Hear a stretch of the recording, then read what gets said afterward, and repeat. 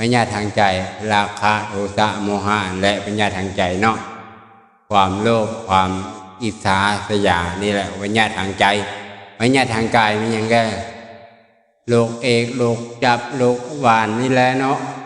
เจ็บแขวนี่แหละโรคนี่แหละปัญญาทางกายมันคุณมันเจ็บสองแบบเนาะมันเจ็บสองเท่ามันนะปัญญาทางกาย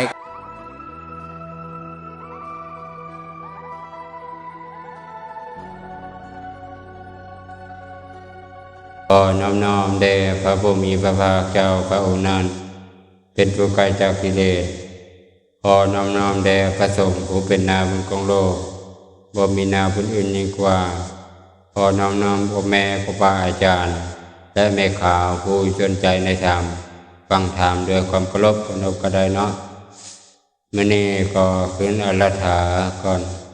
ตันโตเศโธมนุสเสสุวิริเยนะทุกขามัจเจติสาธุวันนี้จะเว้าเกี่ยวกับอรถานี่ว่าพันโตเศโธมนุสเสสุหมายถึงว่าผู้ฝึกตนเป็นผู้ประเสริฐที่สุดในหมู่สุดและวิริเยนะสุขามัจเจติหมายถึงว่าคุณจะพ้นทุกข์ย้อนได้ใส่ความเพียรมื้อนี้ของแม่ขาวก็ได้ไปฟังคำอยู่วัดจันไดฟังแล้วฟังอีกจากเขาจะชื่อมัดเขาก็บูเนาะเขาจะชื่อมัดบ่แต่ว่าชื่อบ่มัดก็เลยใจเนาะได้ปัญญาได้วิจารณญาณความเพียรของเขาเนาะมื้อนี้ก็จะว่าได้มากล่าวธรรมะมาปัวพญาติเนาะครูบากับมีผู้หนึ่งเป็นพญาติเรียนว่าพระเจ้าว่าผู้บ่มีพญาติน่ะเป็นลาภประเสริฐเนาะคันผู้บ่มีพญาติบ่เป็นลาภเลยเป็นทุกข์เนาะมื้อนี้พระเจ้าจัดไว้คำสอนในคำสอนพระเจ้าเนาะว่ามีในสมัยหนึ่งเนาะมีพระผู้มีพระภาคเจ้าประทับอยู่ที่พระวิหารเชตวันอารามของอนาบินดาเศรษฐีใกล้พระนครสาวัตถีนะใกล้พระนครนั่นสมัยนั่นแหละท่านสิริมานนท์มีอาพาธได้รับทุกข์เป็นไข้นักนั่นแหละท่านพระอานนท์ได้เข้าไปเฝ้าพระผู้มีพระภาคเดินยิบรับอธิวาทแล้วพอหน้าพระผู้มีพระภาคเจ้าแล้วนั่งที่กวนในข้างหนึ่งแล้วให้ถามทูลว่าข้าแต่พระองค์ผู้เจริญท่านสิริมานนท์มีอาพาธได้รับทุกข์เป็นไข้นักขอประทานโอกาสเนี่ยเป็นเราค่ะเป็นเรากับตั้งกระตามเวลาตั้งกำดับกับพ่อแม่ครูบาอาจารย์เมื่อขอออกมาขอประทานโอกาสครูบาอาจารย์คนน้อยขอถามได้ว่าอันนี้มันม่วนบ่แม่ขาวเอานี่ภาพก่อนเนาะคำถามแบบนี้เป็นต้องใช้เพราะหมอไปจึกจะคำอลักขณะพยัญชนะเนาะได้ชื่อพยัญชนะจึงเหมาะพอควรพอพระผู้มีพระภาคเจ้าประทานโอกาสก็น้อยแต่ก็น้อยจะมีคำถามอันใดอย่างหนึ่งก็น้อยขอถามว่าผู้มีพระภาคเจ้าได้นะพอครูแม่ครูบาอาจารย์ก็น้อยมีคำถามสงสัยอันใดอย่างหนึ่งนะอันนี้ประฟังก่อนเนาะพอพระผู้มีพระภาคเจ้าขอโปรดอนุเคราะห์จะได้เข้าไปเยี่ยมพระสิริมานนท์อยู่เถิดพระน้อยพระนนท์ข้าเจ้าจะเข้าไปหาสิริมานนท์แล้วกล่าวสัญญา10 ประการแก่วิสิริมานนท์ข้อนี้จะเป็นอาพาธของสิริมานนท์ย่อมระงับย่อมสงบระงับไปด้วยทัพพันเพราะได้สัญญา10 ประการนั้นเ เป็นฐานะที่จะมีได้สัญญา10ประการเป็นแนวใดเนาะ1. อนิจจสัญญา 2. อนัตตสัญญา 3. อสุภสัญญา 4. อาชีวนาวสัญญา 5. ปหานสัญญา 6. วิราคะสัญญา 7. นิโรธสัญญา สัพพะโลเกอนาวิสสัญญา 9. สัพพะสังขาเรสุอนิจจสัญญา 10. อานาปานสติพระเจ้าให้เอาบทนี้ไปให้ฟังก็คือพ่อแม่อุบาแม่ข่าวนั่งฟังนี่แหละเนี่ยได้จะหายเป็นญาติเอาไปวิจารณาเอาฟังตั้งจิตตั้งใจเลยอยากให้เป็นญาติหายเด้อขันบ่ตั้งใจฟังให้ญาติบ่หายได้พญาทางกายบ่หายได้เนาะพญาทางใจมีอย่างแดงเขาบอกพญาทางใจราคะโทสะโมหะและพญาทางใจเนาะความโลภความอิจฉาสยานี่แหละพญาทางใจพญาทางกายมีอย่างแดง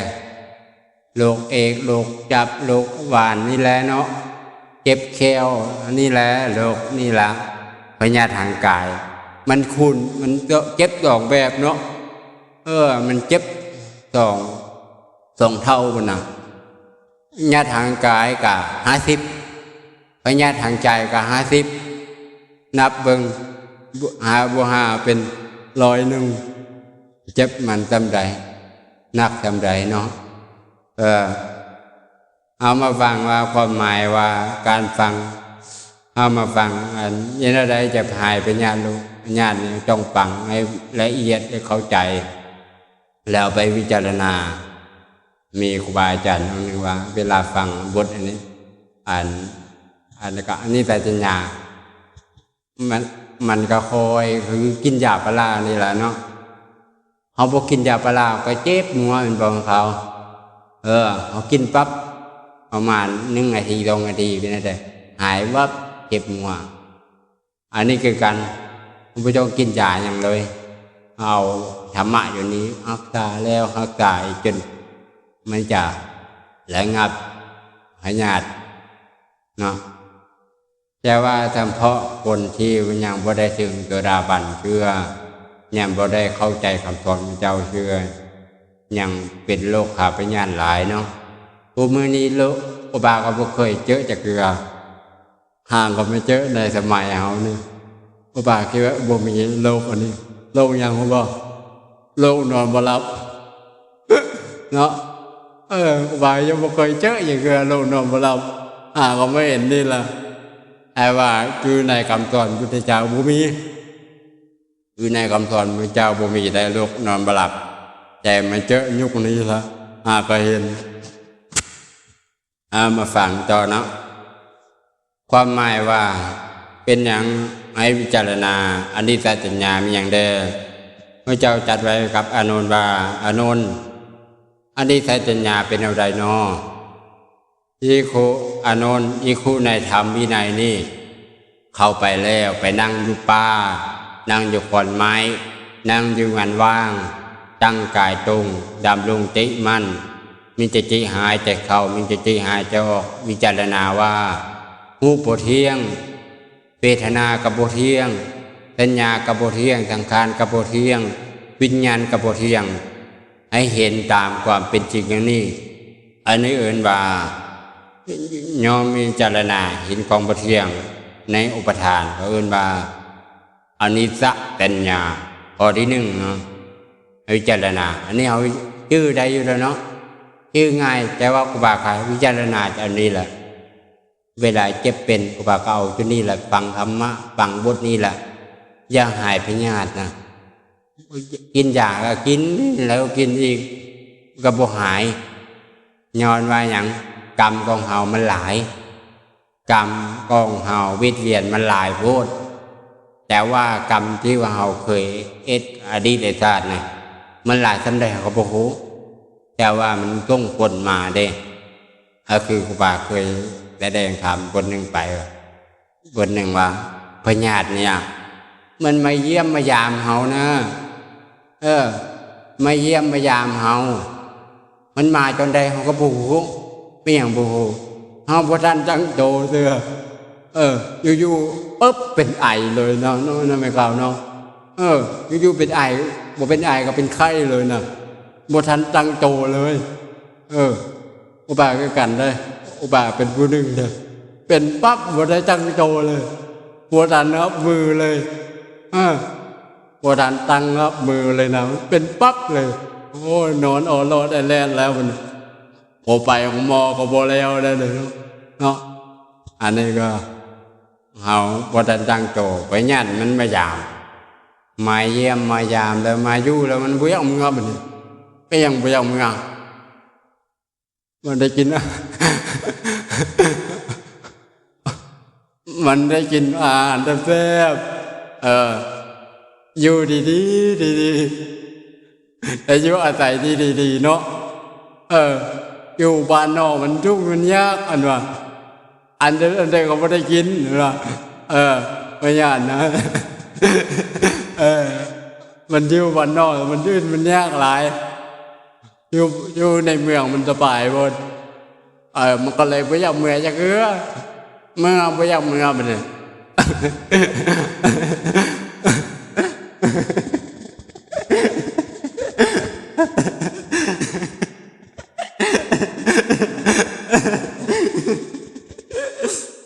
อยู่อะไรนี่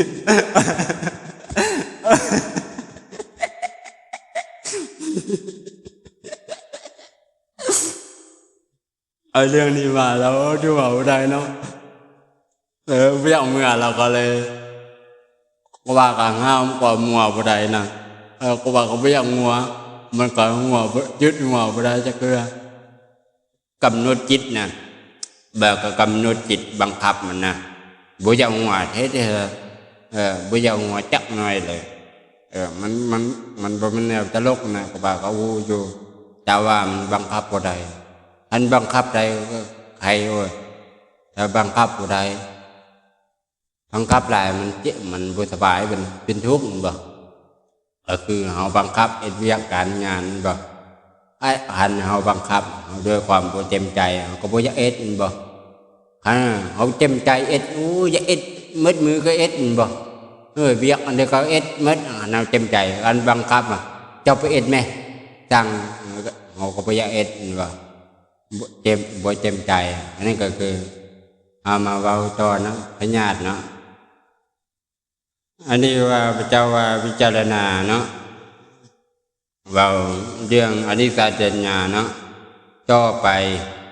ก็อนัตตสัญญาเป็นอะไรพระเจ้าว่าอานนท์ยิ่งคู่ในธรรมวินัยนี่ไปชูป่านั่งบนไม้นั่งงันว่างพิจารณาว่าตาบ่แม่นตัวตนเนาะตาบ่แม่นตัวตนหูก็บ่แม่นตัวตนเสียงก็บ่หูก็บ่แม่นตัวตนเสียงก็บ่แม่นตัวตนเนาะดังก็บ่แม่นตัวตนกินก็บ่แม่นตัวตนรสก็บ่แม่นตัวตนคำว่าคันผู้ใดฟังว่ารสนี่มันคือว่ารสขี้ไปขี้มาบ่แต่ว่ารสอันนี้มันรสสัมผัสงูรสชาติเนาะเอาไปฟังรสก็บ่แม่นตัวตนกายก็บ่แม่นตัวตนใจก็บ่แม่นตัวตนโอทัพพะก็บ่แม่นตัวตนธรรมารมณ์ก็บ่แม่นตัวตนให้พิจารณาว่าอันนี้ทั้งภายในและภายนอกบ่แม่นตัวตนนี่การวิจารณาแบบนี้นะทุกมือนะต้องข้อได้ต้องข้อแล้วเด้อนี่เว้ามานี่รูปกับบ่เที่ยงอนัตตากับบ่เที่ยงเนาะอายตนะภายในและอายตนะภายนอกกับบ่เที่ยงปะนี่มาพิจารณาแบบทิ้งเหล่านี้เป็นกองบ่เที่ยงแล้วทั้งภายในและภายนอก6อย่างอานนท์อนัตตสัญญาเป็นอันนี้แหละต่อไปอันดับที่3อานนท์อสุภะสัญญาเป็นอะไรอ อานนท์อีคูในธรรมวินัยนี้ย่อมพิจารณาเห็นกายเบื้องตีนขึ้นมาเบื้องหัวมาถึงเบื้องตีนเห็นกองบ่สะอาดมีหนังปกปิดไว้เห็นปะอุบาวิจารณาแล้วจารณาอีกแบบเอาหนังออกเอาหัวออกอุบาฝังบทนี้นะเบาเข้าใจแล้วอุบาเลยผู้ไปจิตเรื่องความฮักเลยอาจารย์องค์หนึ่งเป็นสอนว่าแมวพอคันมีพวกเจ้านะฮักกันแท้ฮักกันว่าหวานคือน้ำตาลหวานกันแท้ฮักกันแท้ออกกันว่าอยู่ไปอยู่มาเมียตายไปเนี่ยเมียตายปะมันให้เลือกเอาระวังซากศพกับกกไว้เน่าจนกล้วยเน่าหนามาหวังยังกันนะ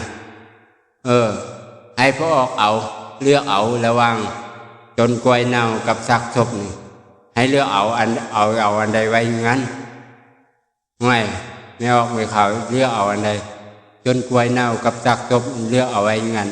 เมียเขาเลือกเอาอันใดไว้งั้นเอานี่เขาก็เลือกเอาซากเอาจนกล้วยเน่าบ่ซากศพก็อย่าไว้ยังไว้มันเม้นเน่ามัดมือมัดคืนแล้วอันนี้ว่าเขาเลือกการบ่มีการเลือกแบบบุตรเลือกอย่างใดอย่างหนึ่ง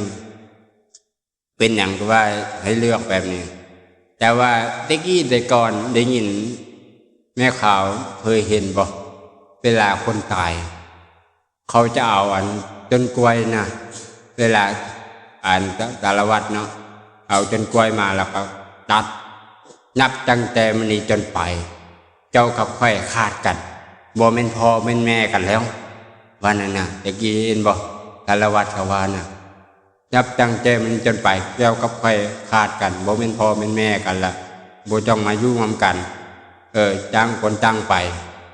เวลาเกิดภัยได้บ่เนี่ยเกิดภัยคุกคามไปไม่งานไม่ตานพ่อแม่ครูบาอาจารย์ช่วยลูกแด่แต่ว่าคำสัญญาว่านับตั้งแต่มันนี้จนไปคอยจับคอยขาดกันคือว่าฮับกันจะชิมกันแบบอันอันไม่ตายเราชิมกันเนาะอันนี้คือพ่อแม่ครูบาอาจารย์เคยตัดเนาะเคยได้ยินมา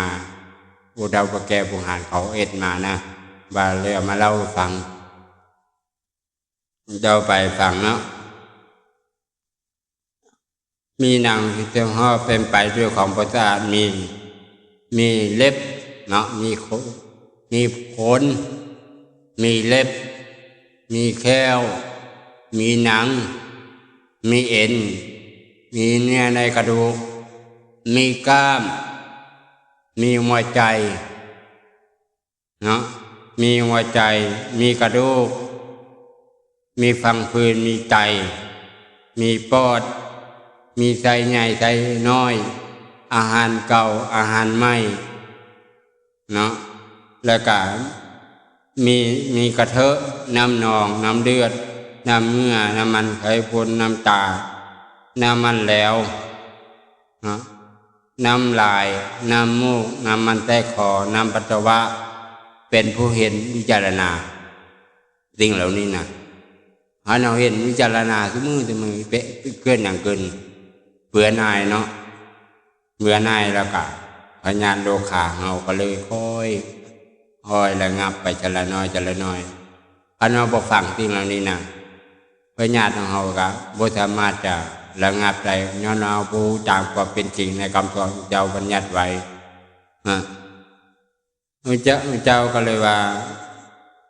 วิจารณาเห็นความบ่งามในกายนี้ด้วยประการนี้อานนท์เยี่ยวว่าอตุปาตัญญานะเจ้าไปเนาะอานนท์อาทินาวาสัญญาเป็นอะไรอานนท์ที่ครูในธรรมวินัยเนี่ยไปสุป่าสู่เงาไม้เงินบ้างย่อมวิจารณาเห็นว่ากายนี้มีทุกข์หลาย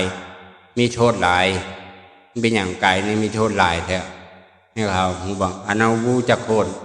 เอาจะบูจักคุกอันเอาจักคุกเอาจะบูจักโคตรพร้อมกันเลยทุกนี่แหละเอ็นเฮาจักธรรมะเอ็นเฮาปล่อยวางอ คันเอาผู้จักทุกข์เอาบ่สามารถจะปล่อยวางได้เลย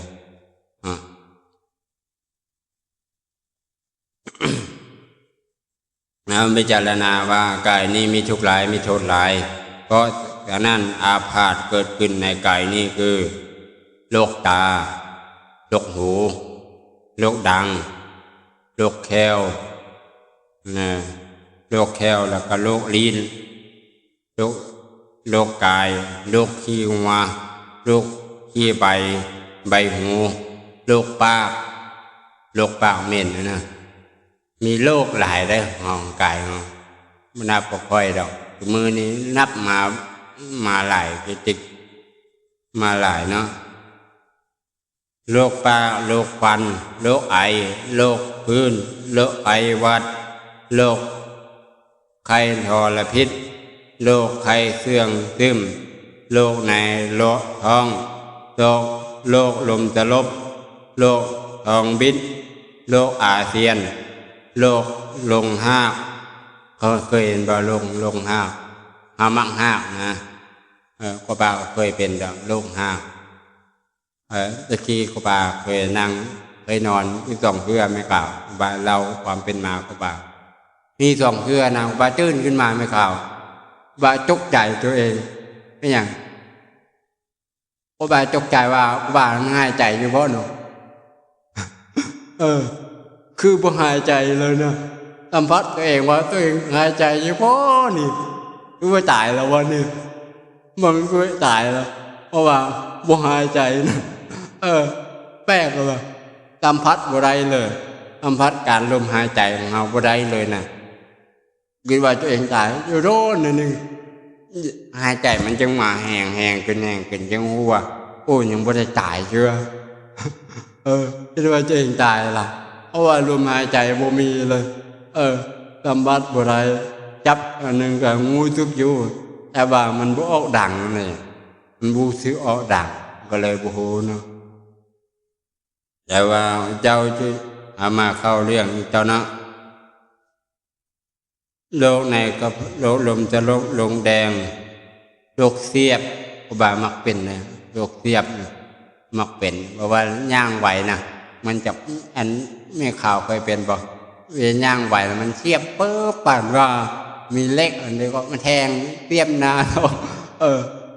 ในใดเสาไปเสาจะเกลือย่างไหวแหงเจ็บโดนจึงเจ็บแล้วก็โรคโรคกาโรคขี้เงื่อน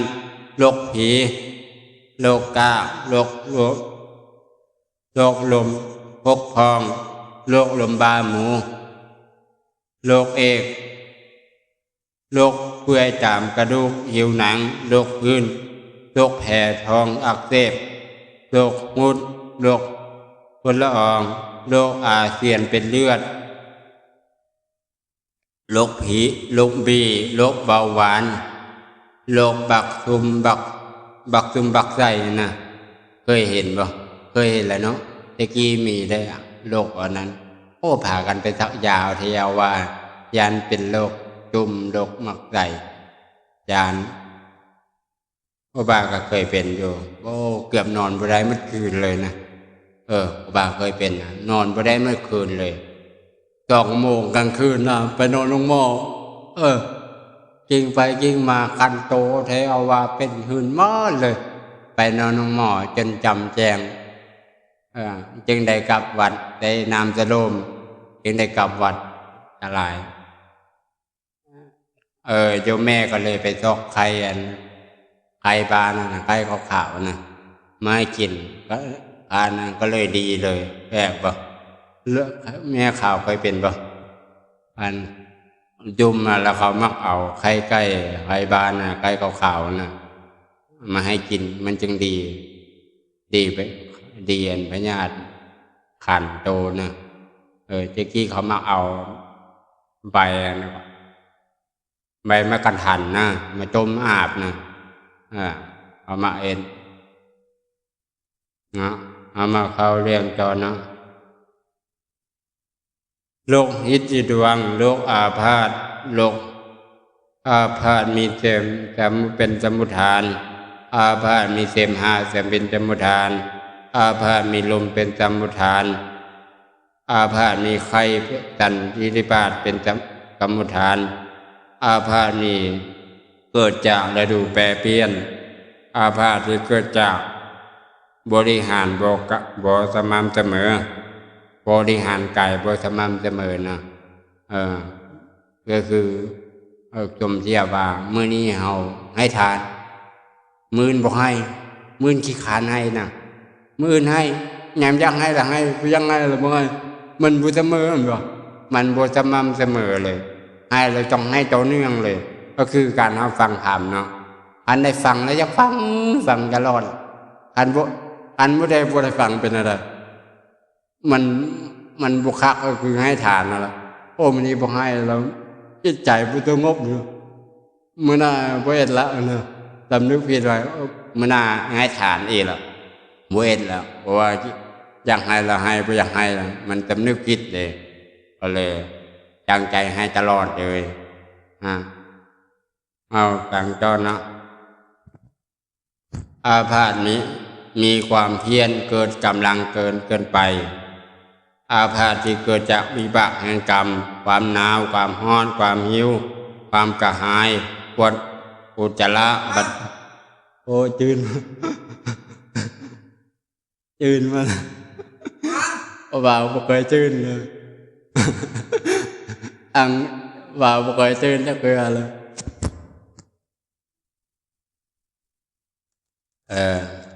บริหารวัฏวะเป็นผู้วิจารณาเห็นความพิโรธในกายนี้ด้วยประการอย่างนี้อนุนเรียกว่าทินาวสัญญาเอามาบทนี้แล้วเนาะเอาไปพิจารณาโอ้กายเฮานี่มีทุกข์หลายมีโทษหลายแนวใดเฮากำมัดระวังเนาะบ่อยากมีโรคเข้าไปญาติหลายระมัดระวังการกินการอยู่เนาะอันน่ะบ่มัดระวังการกินเนี่ยการอยู่โอ้ยเจ็บเป็นบ่เว้าเลยเรื่องเงินเรื่องทองเนาะเรื่องเงินเรื่องทองนี่เป็นเรื่องเนี้ยลำบากล่ะ10 ล้าน20 ล้านบ่อยู่2 ล้านไปปิ้นปัวไปญาติโรคเอกไปญาติโรคมะเร็งหลายไปญาติของเฮาต้องมาฟังกรรมเพื่อให้ไปญาติบรรเทาลงให้ระงับลงเนาะอันนี้พระเจ้าก็เลยว่าให้วิจารณาเห็นโทษในกายนี้ด้วยอาการอย่างนี้เอิ้นว่าอันนี้ว่าสัญญาอานนท์ก็ปหานาสัญญาเป็นแนวใดนออานนท์นี้กูในธรรมวินัยนี้ย่อมบองยินดีย่อมละย่อมบรรเทาย่อมกระทำให้หมดสิ้นไปย่อมกระทำให้ถึงความบ่มีซึ่งกามมาวิจกอีกเกิดขึ้นแล้วย่อมบอกยินดีย่อมละย่อมบรรเทาย่อมกระทำให้หมดสิ้นไปย่อมกระทำให้ซึ่งความบ่มีซึ่งพยาบาทวิจกอีกเกิดขึ้นแล้วย่อมบอกยินดีย่อมละย่อมบรรเทาย่อมกระทำให้หมดสิ้นไปย่อมกระทำให้ถึงความบ่มีซึ่งวิสิงสาวิจกอีกเกิดขึ้นแล้วย่อมบอกยินดีย่อมละย่อมบรรเทาย่อมกระทำให้หมดสิ้นไปย่อมกระทำให้ถึงความบ่มีซึ่งอากุศลธรรมทั้งหลายอันเป็นบาปที่เกิดขึ้นแล้วอานนท์เรียกว่าปหานาสัญญาอานนท์ปหานาสัญญาเนาะบาปอันใดของเกิดขึ้นแล้วยอมละยอมทิมยอมละยอมทิมอันบ่ทิมมันก็เกิดขึ้นจากจิตจากใจของเราแล้วยกมือช่วยพระบาแสดงธรรมก็ออกมือฟังจนนาธรรมขั้นเฮาบ่ได้โสดาบันเป็นอะไรไม่ออกเขายานได้รับประกัน100%บ่ได้นะเป็นอย่างรับประกันบ่ได้จงนรกให้บอกบุรับประกันบ่ได้100%อันเอาได้โสดาบันเด้โอ้บ่จงยานแล้วเนาะบ่จงยานละตายก็บ่จงยานละไปเนื้อลงใจก็บ่ยานละได้เป็นโสดาบันละเพราะว่าปิดนรกเด้ปิดนรกปิดกำเนิดเนื้อละสารปิดเป็นนิสัยปิดตามก็ปิดแล้วไม่ได้ไปเป็นเทพขันเฮาได้เป็นเทพเลยเป็นได้เป็นรัศมีของเฮาจะหุ้งเงื่องก้อนมูอีกเป็น ปานแต่งหู้ไปสู่ทิพย์ตัวแดนนะแต่งและจะมีของเฮาและแต่ว่าการจะได้เป็นเทราบันต้องมีศีลสมบูรณ์เนาะมีศีลห้าสมบูรณ์มีการให้สมบูรณ์แล้วก็มีการให้เมตตาสมบูรณ์ให้เมตตาสมบูรณ์แล้วก็มีปัญญางูแจ้งจากความเป็นจริงแล้วก็บ่มีความสงสัยอีกคันเอาสงสัยอยู่ยังบ่ได้คือว่าโสดาบันสองเอาจะเป็นโสดาบันมันจะสมเทียบนะอุปมาสมเทียบสมเทียบรถใหญ่เนาะคันบ่มีจีนก็ไปบ่ได้คันบ่มีน้ำมันก็ไปบ่ได้บ่มีอันใดอย่างหนึ่งก็ไปบ่ได้แม่นรถนั้นมันยังประกอบบ่สำเร็จก็คือเฮานี่ล่ะปฏิบัติเอาถึงคำสอนเจ้ามันยังบ่สำเร็จเถื่อยังบ่ได้ถึงโสดาบันสมบูรณ์เถื่ออันนี้กำลังเจริญมรรคอยู่มรรคโสดาบันอยู่เนาะมรรคเจริญโสดาบันอยู่นอกจากเฮาจะเข้าใจคันรถมันสมบูรณ์เนาะมีศีลสมบูรณ์มีทานสมบูรณ์มีศีลสมบูรณ์มีปัญญาสมบูรณ์แบบก็คือรถสมบูรณ์แบบมันบ่เพอีไปสะดวกบ่มีเพอยู่กลางทางอีกเนาะการเฮาก็คือการอุปมาคือรถหลังนึงเนาะเฮาต้องปฏิบัติให้ได้โสดาบันอย่างเร็วนะให้เข้าใจละสังโยชน์สามละสังโยชน์ห้าให้ได้สังโยชน์สามมีราคะโทสะโมหะโลภะอินทรีย์ห้าพละห้าบทส่งจิตอริยมรรคให้ได้เข้าใจสิ่งเหล่านี้ไม่จองยานอันนี้คืออาวุธในเขามูจะบอกคันหาบูอาวุธเนี่ยอาวุธจำกัดมารได้พุทธวานจำกัดมารคันหาบูสิ่งเหล่านี้นะบูการวางแผนสิ่งเหล่านี้นะเขาจะเข้าฆ่ามารจับคือบาปจิตใจของเขานี่แหละเนาะบูได้เนาะเอาการไปข้ามเนาะเรียงหลายเนาะมาเข้าเรื่องจอเนาะมันยาวแล้วอันยังยาวอยู่พระเจ้าก็เลยว่ามาเข้าอีกเนาะอานนท์ปหานาสัญญาเป็นอะไรอานนท์วิราคะสัญญาเป็นอะไรเนาะอานนท์นี่ครูนายธรรมวินัยนี่ไปสู่ป่าก็ดีไปสู่งานบ้างก็ดีที่ย่อมมีจารณาธรรมชาตินั้นสงบธรรมชาตินั้นปานิชเก้าคือธรรมอันเป็นที่นะธรรมชาตินั้นสงบปานิชคือธรรมนี้สงบระงับแห่งสังขารทั้งปวงเป็นที่สาระขืนอุปาทิทั้งปวงเป็นไปสิ้นแห่งตัณหาเป็นความกายกำนัดความดับความเป็นนิพพานอานนท์เรียกว่าเวลาคาสัญญาถ้าเราจำกัดสิ่งเหล่านี้นะจำกัดสินราคาโทสะโมหะได้นะแปลว่าเขาขายกำนัดแล้วเนาะผู้บามักวิจารณ์ไหวพระบ่ไหวเงากว่าอรังกัมมาธรรมโทปะกวาแล้วก็งูโพเทียงพิธนาโพเทียงแล้วก็งูบ่แม่นเจ้าจนยอมเบื่อในรูปยอมเบื่อในเวทนายอมเบื่อในสัญญายอมเบื่อในสังขารยอมเบื่อในยอมขายกำนัดเพราะขายกำนัดจึงหลุดพ้นเมื่อหลุดพ้นแล้วยอมมีญาณยังรู้ว่าหลุดพ้นแล้วยอมรู้แจ้งว่าศาสตร์สิ้นแล้วโอมอาจารย์อยู่จบแล้วจิตอื่นเพื่อความเป็นอย่างนี้บ่ได้มีอุบาวิจารณาไว้แบบนี้คือบ่ไว้ยาวกันไปให้เข้าใจสิ่งเหล่านี้แล้วเมื่อเจ้าว่าผู้ได้เข้าใจสิ่งเหล่านี้ประเสริฐแล้วเนาะประเสริฐแล้วเข้าใจพุทธธรรมะเอามาเข้าจอเนาะอานนท์ที่โลคะสัญญาเป็นอะไรอานนท์นี่ครูในทางวินัยนี่ไปสู่ป่าก็ดีย่อมพิจารณาว่าธรรมชาตินั้นสงบธรรมชาตินั้นปานิชคือธรรมชาติที่สงบระงับแห่งสังขารทั้งปวงเป็น เป็นที่สลัดคืนอุปาทิทางปวงเป็นสิ้นไปแห่งตัณหาเป็นขายกำนัดเป็นความดับเป็นพระนิพพานอานนท์เรียกว่านิโรธาสัญญาอานนท์สัพพาโลเกอนิสัสัญญาเป็นเอาใดอานนท์ยี่คูในธรรมวินัยนี้อุปายะอุปาทานในโลกเป็นเหตุแห่งความยึดมั่นและอุปาณิสัยแห่งจิตย่อมมุดเป็นจากผือมั่นอานนท์เยาว่าสัพพาโลเกอนิสัญญาอานนท์สัพพาสังขาริสุอนิสัญญาเป็นแนวใดอานนท์ยี่คูในธรรมวินัยนี้ยอมอึดอัดยอมลาเกียรสั่งซึ่งสังขารทั้งหลายทั้งปวงอานนท์เยาว่าสัพพาสังขาริสุอนิสัญญา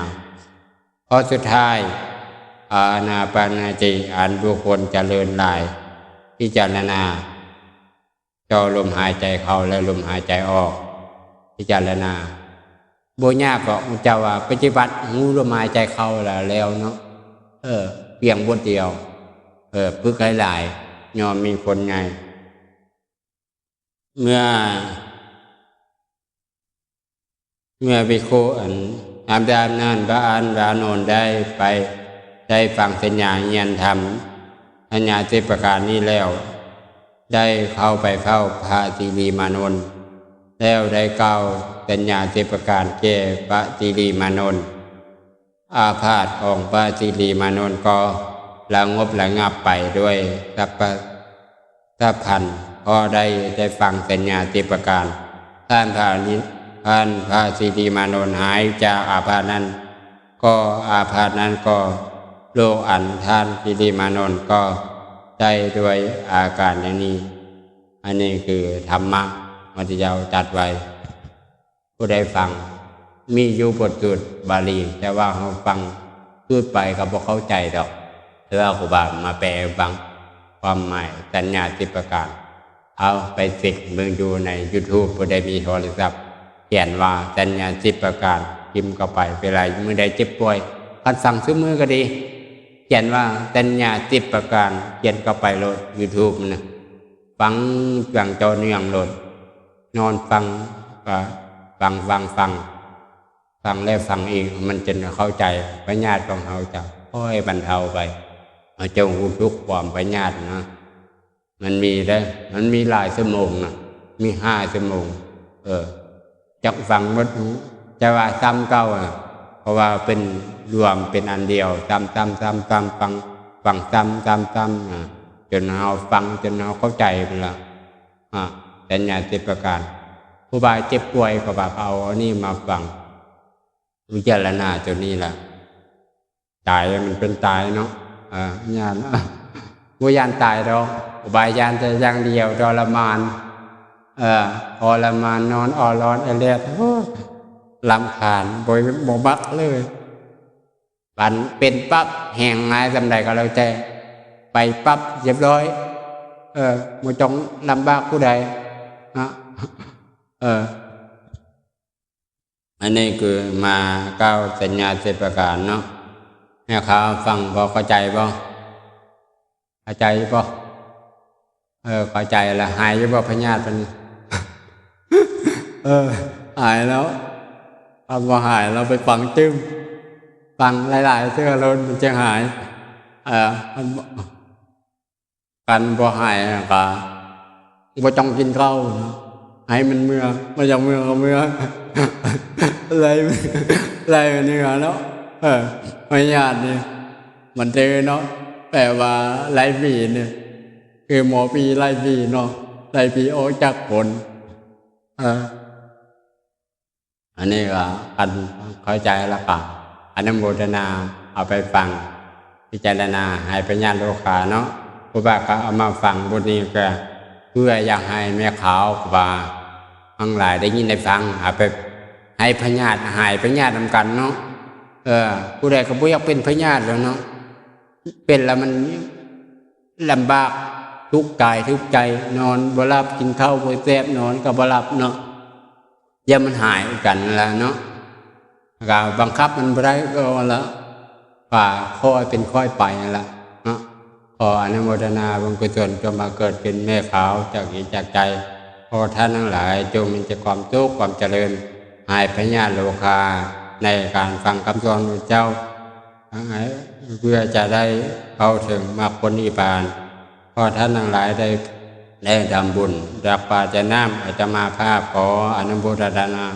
บุญนำกุศลไว้พระทุกมวลนำกันก็มีแต่ความสุขความเจริญมรรคผลนิพพานกันเพื่อเทิน